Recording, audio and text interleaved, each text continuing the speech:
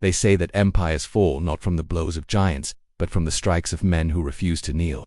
On a frozen January morning in 1475, in the valleys of Moldavia, one of the greatest armies of its age, an Ottoman host that seemed unstoppable, was broken by a prince who commanded a land no larger than a shadow on the map. His name was Stephen, called later the Great, and his victory at Vaslui against Mehmed II, the conqueror of Constantinople, would echo through Europe as one of the most astonishing triumphs of the late Middle Ages. But how could a principality so small, with so few resources, defy the might of the empire that had devoured Byzantium itself?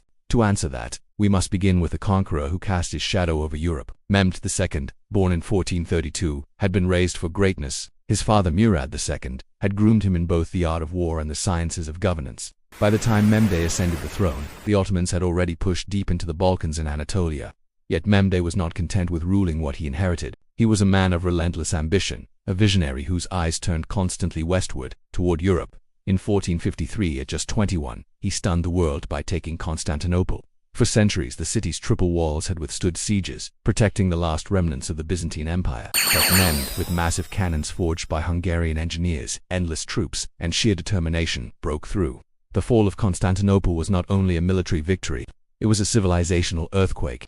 To Christians across Europe, the last bastion of Rome in the east was gone. To the Ottomans, a new imperial capital was born. Mehmed entered Hagia Sophia, once the greatest cathedral of Christendom, and transformed it into a mosque, a symbol of Ottoman supremacy. From that day, he was no longer just Mehmed II, he was the conqueror. But empires built on conquest require constant expansion. Mehmed's reign was defined by relentless campaigns. He subjugated Serbia, Bosnia, the Morea, and pushed into Albania against the legendary Skanderbeg. His fleets raided the Aegean and the Mediterranean. He dreamed not only of dominating the Balkans but of pushing into Italy, perhaps even Rome itself. His resources were immense. Tens of thousands of janissaries, the elite infantry corps raised from Christian children through the Devsham system, third system, thousands of cavalry, artillery, engineers, and the wealth of Anatolia and the Balkans to sustain it all. Against this colossus stood Moldavia, a principality wedged between larger powers. To its west lay Hungary, to the north Poland and Lithuania, and to the south the expanding Ottoman Empire. Moldavia had little room to maneuver. Too much defiance, and the Ottomans would descend upon it. Too much submission, and it risked becoming nothing more than a vassal, paying tribute until its identity was eroded. Its ruler, Stephen III, ascended the throne in 1457, inheriting not a powerful kingdom but a fragile, contested land. Yet Stephen was a man of iron will. From the beginning of his reign, Stephen proved himself both a master politician and a gifted commander. He consolidated Moldavian nobility, secured fortresses, and cultivated alliances with Poland and Hungary when possible. But he also understood the harsh truth. Moldavia could never match the Ottomans in numbers or resources. Its survival would depend on cunning preparation, and the willingness of its people to fight for every hill, every river, every village. Stephen's Moldavia was not rich in gold or silver, but it was blessed with natural defenses. Dense forests, mountains, rivers, and marshes made invasion difficult. The Moldavian army was composed of local Bayar retainers, peasant levies, and light cavalry, fast, mobile, and suited to ambushes. Stephen drilled his men relentlessly and invested in fortifications, knowing that in any clash with the Ottomans, every advantage had to be seized. The tensions between Mehmed and Stephen grew gradually. Moldavia had long paid tribute to the Ottomans, but Stephen resisted increasing demands. He captured strategic fortresses like Chilia and Cetacea Alba, controlling access to the Black Sea, which the Ottomans coveted. When Mehmed demanded Moldavia's full submission, Stephen refused. For Mehmed, this was intolerable. A sultan who had broken Byzantium could not allow a small principality to defy him without consequence. In late 1474, Mehmed prepared an expedition to punish Moldavia. He entrusted the campaign to Hadim Suleiman Pacha, governor of Rumelia, a seasoned commander. But Stephen understood something critical. Numbers alone do not win wars.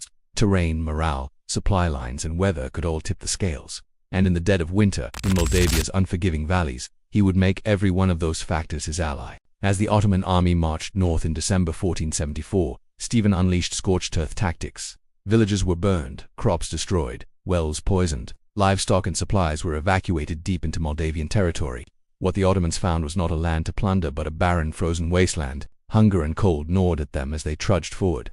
And from the forests, Moldavian raiders struck. Stephen's light cavalry harassed Ottoman columns day and night, attacking stragglers, cutting off foraging parties, ambushing scouts. The Ottomans, used to sweeping campaigns across fertile lands, found themselves bogged down and constantly harassed by an enemy they could not pin down. The morale of the army began to crack long before they even reached the decisive battlefield.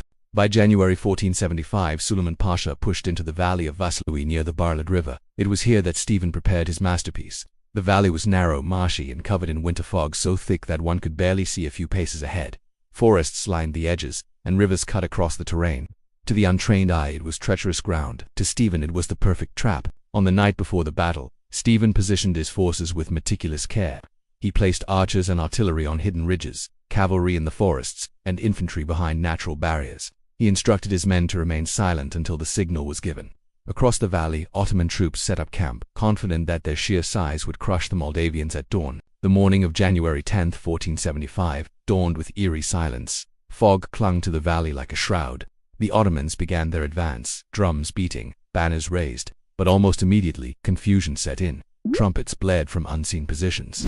Drums thundered from multiple directions. War horns echoed through the mist. It sounded as if the Moldavians were everywhere, surrounding them. Then came the arrows. From the ridges and forests, volleys rained down on the advancing Ottomans. Cannon fire erupted, shattering formations. Horses panicked, men stumbled into marshes, and shouts of confusion spread. The Janissaries tried to advance in order, but the fog and terrain disoriented even the most disciplined troops. From the mist, Moldavian cavalry charged. They struck hard and fast, then vanished again into the fog. The Ottomans attempted counterattacks but found themselves trapped in boggy ground, their cavalry useless in the marshes. Every movement forward was met with ambush, every regrouping shattered by sudden strikes. Stephen had also prepared psychological warfare. Horns and drums were placed around the battlefield, constantly blaring to give the illusion of vast Moldavian numbers. Soldiers swore they heard armies on all sides. Panic began to spread. For hours the Ottomans tried to press forward, but exhaustion and fear took hold. Suleiman Pasha shouted orders, but few reached their targets. The army that had marched with confidence was now a mass of confusion, and that was when Stephen unleashed his reserves. From hidden positions, Moldavian heavy cavalry and infantry surged forward in a coordinated assault. They struck the Ottomans from the flanks and rear, turning confusion into chaos. The Ottoman line collapsed.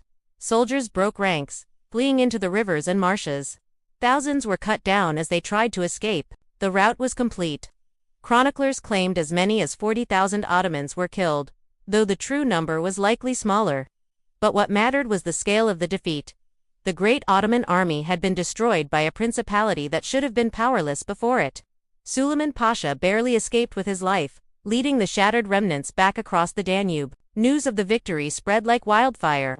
Across Europe, Stephen was hailed as a hero. Pope Sixtus IV called him Atleta Christi, champion of Christ. Chronicles in Poland, Hungary, and Italy praised him as the savior of Christendom, the man who had humbled the seemingly invincible Ottomans. For a moment, hope flickered that perhaps the tide of Ottoman expansion could be reversed. But Stephen himself knew the war was far from over. Mehmed II, enraged by the defeat, prepared another campaign the following year. In 1476, he personally led an army into Moldavia. This time, the struggle was fiercer, and though Stephen fought valiantly, he could not replicate the miracle of Vaslui against such overwhelming force. Yet even then, Moldavia endured, refusing to be fully conquered. The legacy of Vaslui, however, remained. It was a triumph of strategy over numbers, of local knowledge over imperial arrogance. It proved that even the mightiest armies could falter if led into the wrong ground, against the wrong foe, under the wrong conditions. It was a reminder that history is not written only by empires, but by those who dare to resist them. For Stephen the Great, Vaslui secured his place as one of the most brilliant commanders of his age. His reign continued for decades, marked by constant defense of Moldavia's independence. He became a symbol of resistance, a figure of legend in Eastern Europe. For Mehmed II, Vaslui was one of the few blemishes on an otherwise stellar record of conquest. The man who had taken Constantinople could not erase the memory of defeat in the fog of Moldavia. Centuries later, military historians still study the Battle of Vaslui. It is considered a masterpiece of asymmetric warfare, a case study in how terrain, preparation, and psychological tactics can overcome overwhelming odds. It is the story of David against Goliath, not told in myth but written in the frozen blood of January 1475. And so, the Valley of Vaslui became more than just a battlefield. It became a symbol of resilience, of the power of cunning against might, and of the truth that sometimes, the fate of nations turns not on the strength of empires, but on the will of a single leader and his people.